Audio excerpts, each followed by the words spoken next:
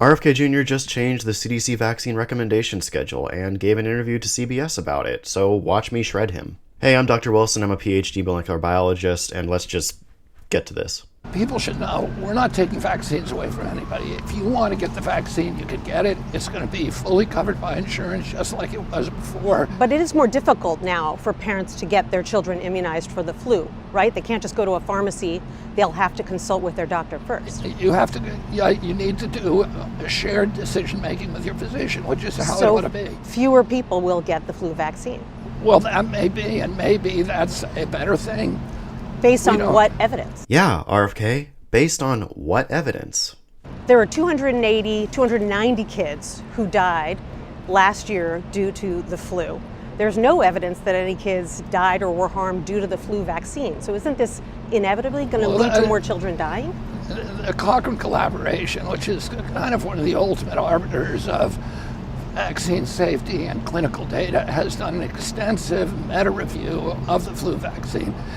And they found that there is no evidence that the flu vaccine prevents serious disease or that it prevents hospitalizations or death in children.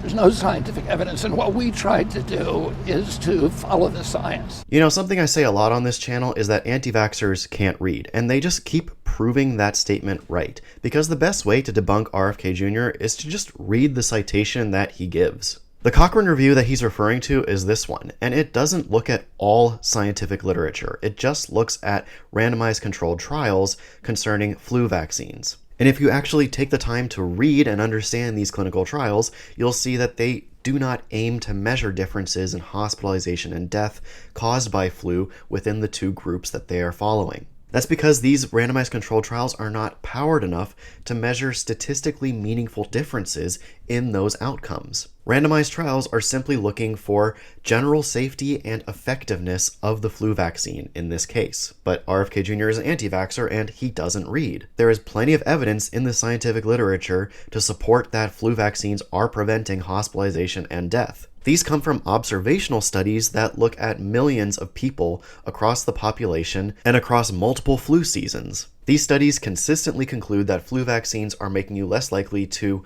be hospitalized by flu, die by flu, and even to get flu in the first place. Call me crazy, but I think it's good science to say that if you prevent flu in the first place, you're less likely to die of flu. 90% of the kids who died from flu last year were unvaccinated for the flu.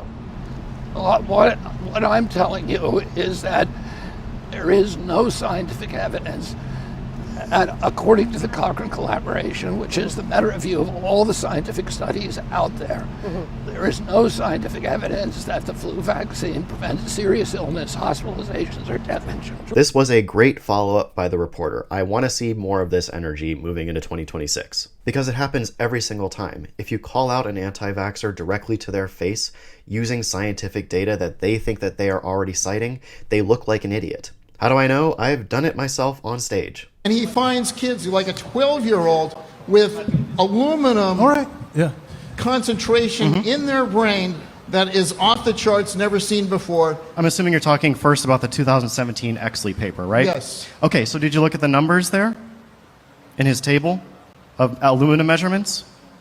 No. You didn't look at Hang them? on. You didn't look at the They're numbers? off the charts, but you didn't look at the numbers.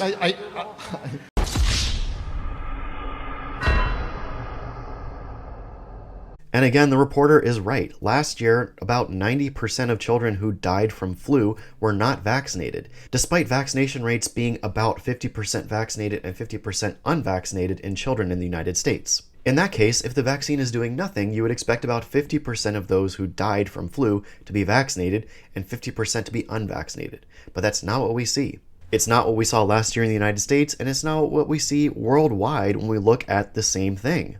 The scientific evidence consistently shows that flu vaccines reduce hospitalizations, deaths, and flu in the first place. And while we're here, since RFK Jr. is calling the Cochrane Review a arbiter of vaccine safety science, here's what they have to say about COVID vaccines, which RFK Jr. has consistently railed against, pulled recommendations for, and has called the deadliest vaccine since smallpox vaccines. This inconsistency is because he does not read and does not actually care about scientific evidence.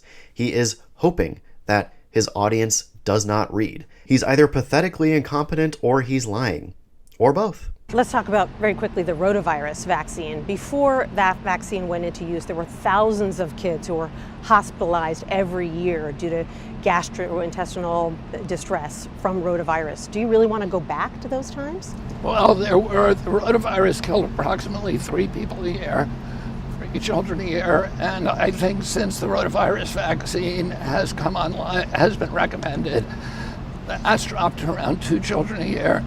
That's just not true. That's only true if you look at laboratory-confirmed rotavirus deaths, but estimates put the real death toll of rotavirus per year in dozens of kids. This estimate has come from CDC scientists as well as independent research groups. And rotavirus vaccines have drastically reduced the amount of deaths we see every year from rotavirus. However, this is only with rotavirus vaccination rates getting up to about 73%. If those vaccination rates got up higher, we could practically eliminate rotavirus deaths entirely. But as this reporter correctly points out, hospitalizations from rotavirus were in the tens of thousands every year before rotavirus vaccines were widespread in America. And you're giving 3 million vaccines. And so to prevent 1 death, you have to give 3 million. Thousands of hospitalizations, which is serious, right? Rotavirus is a virus that infects the gastrointestinal tract and causes severe diarrhea. Just like diseases like cholera or C. diff, it causes death by water loss and dehydration from excessive diarrhea. You generally survive rotavirus by going to the hospital and getting supportive care involving things like IV fluids until you can recover from the diarrhea and it passes. If you don't do that, you have a significantly higher chance of dying from rotavirus. That's why worldwide, in areas where hospitals and medical infrastructure aren't as good as they are in the US, rotavirus kills hundreds of thousands of kids every year. In the US, the vaccines have saved tens of millions of dollars in healthcare costs per year. But when asked about this and whether or not we want to go back to that in RFK's version of a healthy America, he just ignores that and continues repeating this brain-dead talking point of rotavirus deaths, which at its core is wrong, as I explained. If he's not interested in preventing preventable suffering and death, then what is he even doing as health secretary? Well, if you're giving 3 million vaccines to prevent 1 death, and you have to make sure that the vaccines are not causing any damage. And various rotavirus vaccines have been linked to very, very serious and deadly diseases, including Inception. Okay, well, I don't know that that's the scientific consensus about the vaccine. Well, but it was actually on. withdrawn because of that. Again, RFK is wrong here. You're preventing more than 1 death with rotavirus vaccination, and you're preventing tens of thousands of hospitalizations. What he says at the end here is, surprise, also wrong. He's talking about something called intussusception, which is when the colon telescopes in on itself. Think of a telescope sliding in and out, and that's essentially what intussusception is with the tube that is your colon. Previous versions of the rotavirus vaccine, RotaShield, were withdrawn from the market because the risk of this happening after vaccination appeared to be too high to justify the risk-benefit of the vaccine. However, with newer versions of the vaccine, this risk is much, much lower. And with prompt treatment, children fully recover with no issues. If you do an actual risk-benefit analysis, you'll also consider that rotavirus infection itself can also cause intussusception. So with rotavirus vaccines, you have a small risk of intussusception, which is easily treatable.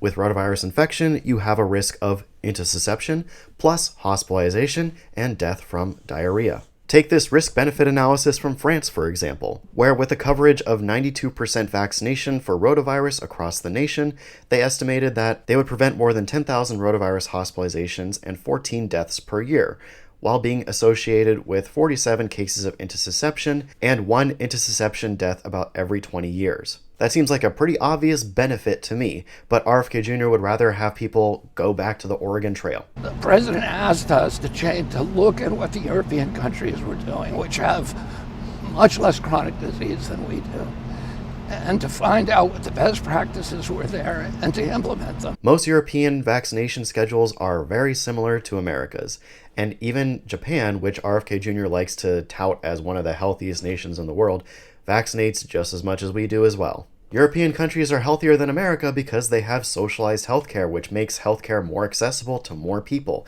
They also have city layouts that encourage more physical activity and less sedentary lifestyles. The idea that America is less healthy because we recommend 1 or 2 more vaccines than most European countries is just ridiculous.